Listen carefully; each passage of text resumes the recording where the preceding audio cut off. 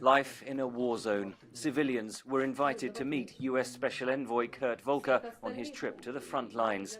In contrast to the heavy security of a diplomatic convoy, their vulnerability was stark. There is fear because of the continuous shelling and gunfire. That's a reality, and we can't escape it. The war doesn't allow us to get joy from life, and we feel sorry for people beyond the control line because we are all human beings. On both sides, the United Nations says the civilian populations face a humanitarian crisis. Each month, there are over 1 million civilian crossings over the front lines through just 5 checkpoints. Food insecurity has doubled in 12 months. Medical facilities have been destroyed with grave consequences for health. HIV, instead of being limited to marginal groups such as sex workers or drug users, it's now mainstreaming throughout the population. You also have, which should be a huge concern for all of Europe, you have multi-drug resistant tuberculosis and extremely multi-drug resistant tuberculosis. Despite those dangers, the conflict has fallen out of the global spotlight.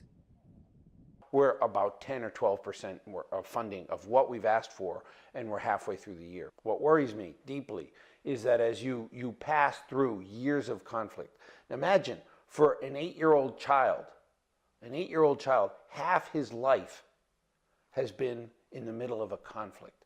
Children attend schools and the windows are sandbagged and they have drills to get themselves into the basement immediately when the shelling starts. It is the young and elderly suffering most.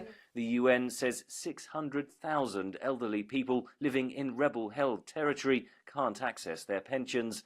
At the opening of a US-funded community center in Slovyansk, Volker urged Russia to help end the war. It is a tragedy to see this conflict continue, affecting the local population, and of course, Russia says that one of its objectives is protecting a Russian-speaking population.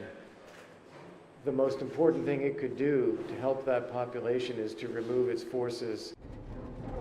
Diplomatic efforts to end the conflict have stalled.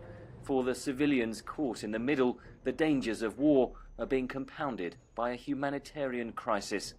Henry Ridgewell for VOA News, Eastern Ukraine.